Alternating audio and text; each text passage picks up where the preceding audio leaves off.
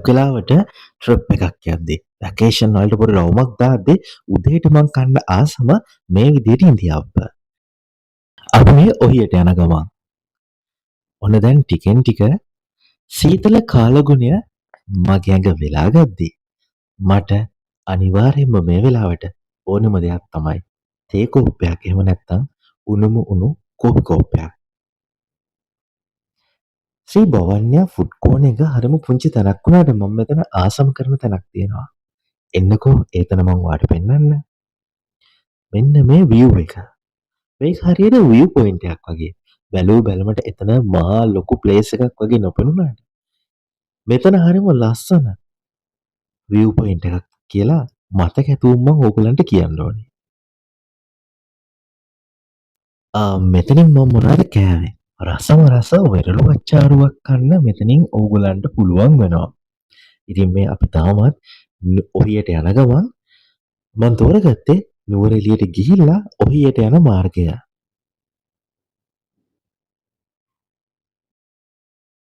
බලන්නකො මේ වටාපිටාව, මේ ෆයිනස් කැලේ, තේ වතු, මේ ගස් කොළන් හැම එකක්ම පුදුමාකාර ලස්සනයි.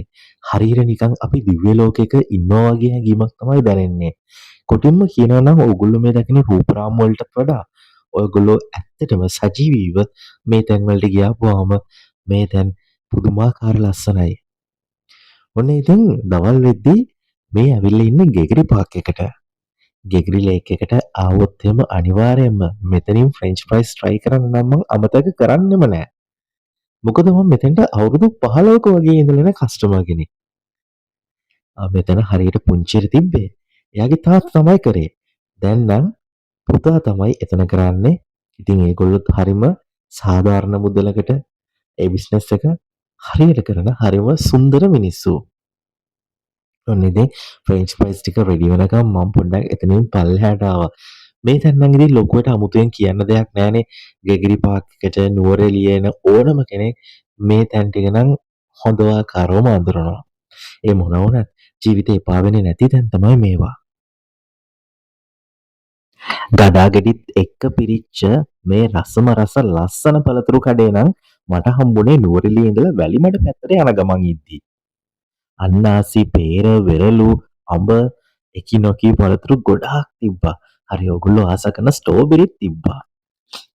ඒ ඔක්කොටම වඩා මෙතන ඉන්න මේ අක්කගේ හිනාවත් කතාවත් මගේ හිතට හරිම සුවයක් ගෙන දුන්නා.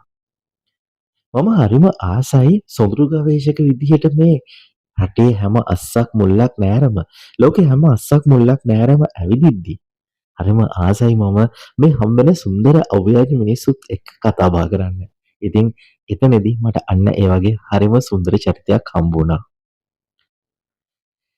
ජීවිතේ මං හරිම ආස දෙයක් තමයි මේ වගේ ලස්සන නිමක් කොනක් පේන්නේ නැති මංමාවත්තල ඔහේ ඉස්සරහට ඇවිදගෙන යන්න. ජීවිතේ ජීවත් වෙනවා කියන හැඟීම මේ පාරවල් දිගේ ඉස්සරහට යද්දි මට හොඳවාකාරවම දැනෙනවා. මේ ගස් කොළන්, මේ සතා සීපාවා, මේ හමන හුළඟ මේ හැම එකක්ම මට මොකක්ද දෙයක් කියනවා. කොටින්ම කියනවා නම් සොඳුරු ගවේෂක කියන නම ඇස්සෙම මං ආස කරන ජීවිතේ මට හම්බ වෙලා කියලා මට හැම වෙලේකම දැනෙනවා. පරිසරයේ තියෙන හැම දෙයකම හැම පුංචි දෙයක්ම මගේ ජීවිතේට අලුත් පණක් එකතු කරනවා කියලා මං ඔයගොල්ලන්ට කියන්න ඕනේ. ඉතින් මම මේ කඩාගෙන ආපු මල් පොකුර මේ ආදරෙන් දෙන්නේ ඔයගොල්ලන්ට. ඒක ආදරෙන් බාර ගන්න. මල් දෙන්නේ උරුමකාරයෝ කියලා කියනවනේ. ඔන්න ඉතින් මගේ අතින්ම කඩාගත්ත මල් පොකුරක් මං ඔයගොල්ලන්ට දෙනවා කියලා කියන්නේ. ඔන්න ඉතින් ඔයා මගේ ජීවිතේ උරුමකාරයෙක් කියලා අමතක කරන්න එපා. ඉතින් හවස් වෙන්න කලින් ඔන්න කොහොම හරි බණ්ඩාරවැලට ආවා. බණ්ඩාරවැලින් තමයි මම අද දවසේ ස්පෙන්ඩ් කරන්න මගේ බුකින් එක දාලා තිබ්බේ. මං කොහොමද රූම් එක රිසර්ව් කරන්න කලින් රූම් එකේ තියෙන හැම එකක්ම ඔන්ලයින් චෙක් කරනවා. ඒ වගේම මම හොටෙල් එකේ ස්ටාෆ් එකත් එක්කත් කන්ටැක්ට් වෙලා මට පුළුවන් විදිහට මට ඕන කරන දේවල් ටික මම ඊට කලින් ෆික්ස් කරනවා. ඉතින් අපි බලමු මට ඕන කරන දේවල් තියෙනවද කියලා. අංක 1 මට තියෙන්න ඕන බැල්කනි එකක්. හරිම ලස්සන view එකක් තියෙන. මොකද මට වැකේෂන් එක හරිම ලස්සනට නිදහසේ ගත කරන්න නම් මේ view එකත් එක්ක බැල්කනි එක අත්‍යවශ්‍යම දෙයක් වෙනවා. බලන්නකෝ වටපිටාව හරිම නිස්කලංකයි. හරිම සුවදායකයි. ජීවිතේ අපි පොඩ්ඩක් අපිත් එක්කම තනි වෙලා අපිව හොයාගන්න අපි පොඩි කාලයක් අනිවාර්යයෙන්ම යොදවා ගන්න එක. කොයිම වෙලාවකවත් මුදල් නාස්තියක්වත් කාලය නාස්තියක්වත් වෙන්නේ නැහැ. මේ නිස්කලංක සුන්දර පරිසරයේ අස්සේ ජීවිතේට කොච්චරනම් සුවයක්, ජවයක් දැනෙනවද කියලා කියන්න ඕනේ. ගෙදර විතරක් නෙමෙයි මං දවසක් දෙකක් ඉන්න ගියපු තැනකට වුණත් මං හරිම ආසයි එතන ලස්සනට පිළිවෙලට නීට් එකට තියාගන්න. හම්බෝ හරිම මහන්සි. ඔන්න ඉතින් ඒ ඔක්කොම මහන්සි යනවා. හරිම රිලැක්ස් එකේ මට ඉන්න තියනවා කියලා දැනෙන්දි. හරි අපි දැන් යමු වොෂ්රූම් එකට. ගිහලා බලමු වොෂ්රූම් එක හොඳට නීට් එකට තියනවාද, කොමඩ් එක හරියට ෆ්ලෂ් වෙනවද, ටැප් එක සිංක් එක හොඳට වැඩ කරනවද කියලා. මොකද මේ මොනවාම හරි අවුල් වුණොත් එහෙම ඇත්තටම පැය ගාණක්ම අපේ වැකේෂන් එකෙන් අපිට නැති වෙලා යනවා. ඉතින් අපි වැකේෂන් එකක් ආපුවම අපිට හරිම පොඩි වෙලාවයිනේ තියෙන්නේ. ඒක නිසා ඔයගොල්ලෝ හෝටල් එකකට ඉන්නෙද්දිම මේ ඔක්කොම ටික චෙක් කරන්න අමතක කරන්න එපා.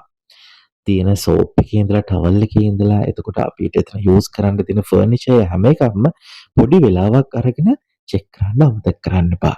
ඉතින් සොඳුරු ගවේෂක විදිහට මම මේ ඕගොල්ලන්ට කියන්නේ මගේ ආදරණීය ඕගොල්ලන්ට. එහෙම නැතුව හැම දවසකම ට්‍රැවල් කරලා පුරුදු ඕගොල්ලන්ට නම් මේ වගේ දේවල් මතක් කරන්න ඕනේ නැහැ.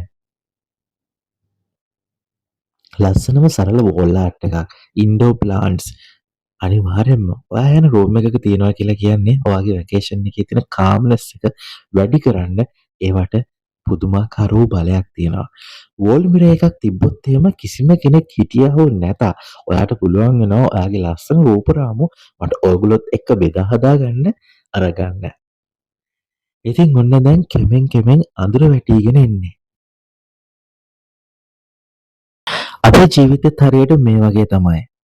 ටිකෙන් ටික ගෙවිලා දවසක ඉවර වෙලා යනවා. ඉතින් ඊට කලින් අපි සතුටින් නිදහසෙන් අපේ ජීවිතේ හොයාගන්න ඕනේ. බලන්නකො මේ අහස, මේ වටපිටාව, අර කඳු නිම්න ශිඛර, මේ ලස්සන ඇත්තටම මං හරිම වාසනාවන්තයි මේ ලස්සන දකින්න. ඔන්න ඉතින් කෙමෙන් කෙමේ අද දවසේ නිමා වෙලා ගියා. ඉතින් එහෙනම් හෙට දවසේ වීඩියෝ එකත් අරගෙන මම ඉක්මනින්ම එන්නම්. සබ්ස්ක්‍රයිබ් කරන්න ආදරේ ඔයගොල්ලන්ට.